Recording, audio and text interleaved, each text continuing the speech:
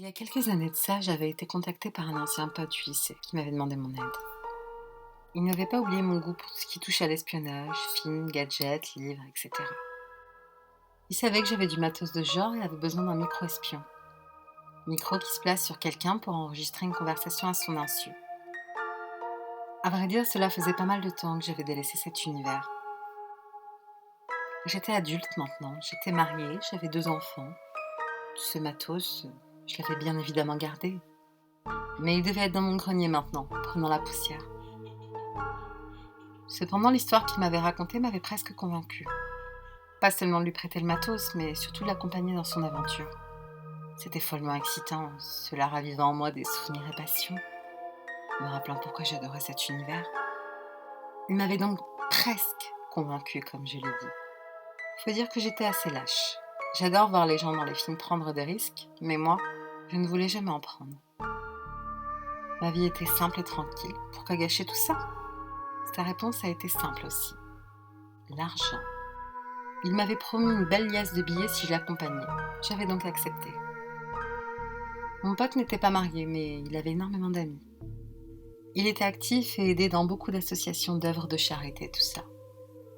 La semaine d'avant, une de ses amies qui appartenait à une association venant en aide à des personnes âgées seules et isolées, et qui ne voulaient pas quitter leur domicile pour vivre leurs derniers jours dans une maison de retraite, avait disparu. Son amie était partie vivre quelques jours avec un vieil homme habitant dans une maison isolée de la ville, au beau milieu d'une forêt. Histoire de voir si le vieux se débrouillait bien tout seul ou s'il fallait prévenir quelqu'un pour qu'il soit aidé dans son quotidien. Seulement, elle n'avait plus donné de signe de vie depuis qu'elle y était allée. Des membres de l'association étaient bien allés pour demander des comptes au vieux, mais en plus d'avoir été très mal accueillis, le vieux leur avait certifié qu'il n'y avait reçu aucune visite depuis des semaines.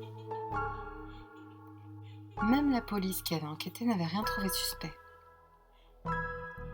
Mon pote du lycée avait alors décidé d'y aller lui-même, sous couverture, histoire de faire avouer le vieux, d'une façon ou d'une autre, par la ruse ou par la force s'il le fallait.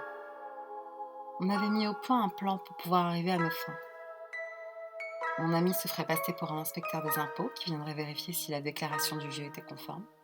Il fallait que celui-ci soit mal à l'aise, qu'il ait peur d'avoir mal déclaré ses impôts et que mon ami se montre encourageant et gentil, histoire de l'amadouer et de faire croire au vieux qu'il suffirait de faire ami-ami avec l'inspecteur des impôts pour échapper à une sanction. Un plan ambitieux, mais qui pourrait marcher. J'avais alors équipé mon ami d'un micro-espion, caché sous sa chemise, et d'un émetteur. Quant à moi, j'étais planquée dans une camionnette, à quelques mètres, cachée dans la forêt où j'enregistrais toutes leurs conversations. Le plan s'était déroulé encore mieux que prévu. Le vieux avait très vite entrepris de se mettre mon ami dans la poche et l'avait même invité à dîner. Et c'est là que tout a dérapé. Mais au lieu de vous raconter, je vais directement vous passer la fin de l'enregistrement, vous comprendrez mieux. J'en ai gardé une copie, je vous passe le début qui n'est pas vraiment intéressant. Vous reprendrez bien un peu de vin blanc, monsieur Dupuis. Ouais, volontiers. Il est délicieux, monsieur Paul. Vous vivez seul depuis longtemps? Oui, je n'ai plus de famille. Ils sont tous morts. Tous? Ils m'ont laissé seul depuis bien longtemps. Et personne ne vient vous rendre visite? Pas vraiment. Par ces crétins des associations qui viennent en aide aux personnes âgées. Je pense que je peux pas me débrouiller seul, mais ils ont tort. Ah, vraiment? Ils viennent souvent? Il y en a une qui est venue la semaine dernière, petite grosse. Cette truie était insupportable. Vous reprendrez bien un peu de viande? Volontiers. Insupportable? C'est-à-dire? Voulez-vous forcer à quitter votre domicile? Non, c'est pas ça. Vous voyez, s'il y a bien quelque chose qui m'insupporte, c'est la manière qu'ont les jeunes de parler ces temps-ci. Quand je les vois parler à la télévision, ça me met en rage. Ils ne savent plus parler français. Je pourrais facilement tuer un s'ils parlaient comme ça devant moi. Et cette femme parlait mal le français? Elle était insupportable. Elle utilisait le mot littéralement à tout bout de champ. Et voilà qu'elle était littéralement en larmes quand elle regardait les infos, alors qu'elle ne pleurait pas du tout. Elle était littéralement morte de rire, alors qu'elle n'avait même pas un sourire sur son visage. Je vous jure, j'étais vraiment exaspéré. Je déteste qu'on utilise ce mot pour rien. Ça a duré pendant les 2 jours où elle est restée ici. Et elle est partie sans essayer de vous convaincre de partir avec elle. Partir? Oh non! Vous ne comprenez pas, je vous ai dit que je détestais ces jeunes qui parlent n'importe comment. Hors des questions que je la laisse partir. Bah, comment ça? Elle est encore ici? Non. Au bout de 2 jours, j'étais tellement en colère à cause de ces littéralement que je me suis dit que la prochaine fois que j'entendais utiliser ce mot, je la corrigerais. Je ferai en sorte que ce mot soit correctement utilisé. Ah, et que s'est-il passé?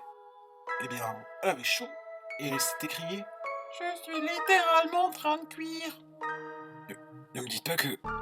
Si, ce furent ses dernières paroles. Vous aimez votre viande? C'est de la truite, bien juteuse. T'es assez cuite?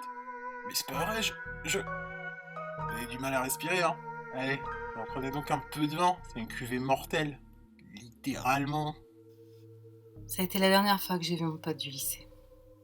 On m'a souvent demandé pourquoi tu n'es pas allé l'aider. Eh bien, parce que comme je l'ai dit, je suis un lâche. Je sais que j'aurais peut-être pu l'aider ce jour-là, même s'il était déjà probablement condamné à cause du poison, mais que voulez-vous, sur le coup, j'ai préféré m'enfuir. Grâce à cet enregistrement que j'avais tout de suite apporté à la police, le vieux a pu être coffré. Ils avaient pu analyser la viande contenue dans son frigo et il s'agissait bien du corps de la femme de l'association qui était portée disparue. Ils avaient également retrouvé ses ossements enterrés profondément sous terre dans la forêt. Mon ami était encore en train d'être dépecé quand la police est arrivée sur place.